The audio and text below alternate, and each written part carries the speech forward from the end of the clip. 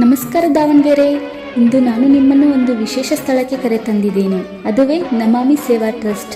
ಹೌದು, ಈ ನಮಾಮಿ ಸೇವಾ ಟ್ರಸ್ಟ್ ಇಲ್ಲಿ ಪ್ರತಿದಿನ ಅನಾಥರು, ವೃದ್ಧರು, ಕಾರ್ಮಿಕರು ಮತ್ತು ಅಗತ್ಯವಿರುವವರಿಗೆ ಉಚಿತ ಊಟ ಒದಗಿಸುತ್ತದೆ. ದಾನಗಳಲ್ಲಿ ಮಹಾದಾನ ಅನ್ನದಾನ. ಇದು ಮಾನವೀಯತೆಯ ಶ್ರೇಷ್ಠ ಸೇವೆಯಾಗಿದೆ. ಇದು ಬರೀ ಒಂದು ಊಟ, ಆದರೆ ಅದರ ಮೌಲ್ಯ ಅನೇಕ ಜೀವನಗಳಷ್ಟು ದೊಡ್ಡದು.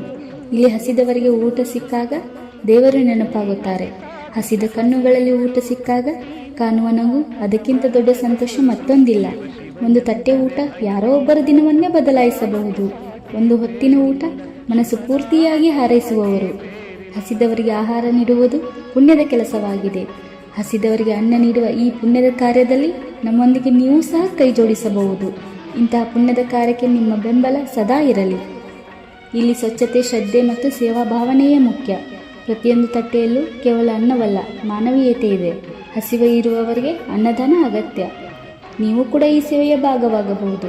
ಒಂದು ದಿನ ಅನ್ನದಾನ, ದೇಣಿಗೆ ಅಥವಾ ಸ್ವಯಂ ಸೇವಕರಾಗಬಹುದು. ಈ ವಿಡಿಯೋ ಇಷ್ಟ ಆದರೆ ಲೈಕ್ ಮಾಡಿ, ಶೇರ್ ಮಾಡಿ. Thank you so much. ಅನ್ನದಾನವ ತೊರೆಯದಿರು, ನಾನು ನನ್ನದು ಎನ್ನದಿರು, ಉನ್ನತಿ ಸಾಧಿಸಿ ಹಗಲಿರುಳು, ಉನ್ನತಿ ಸಾಧಿಸಿ ಹಗಲಿರುಳು, ದೀನನಾಥನ ಮರೆಯದಿರು. ಶಿವ ಶಿವ ಎಂದರೆ ಭಯವಿಲ್ಲ, ನಾಮಕ್ಕೆ ಸಾಟಿ ಬೇರಿಲ್ಲ, ಶಿವನಾಮಕ್ಕೆ ಸಾಟಿ ಬೇರಿಲ್ಲ.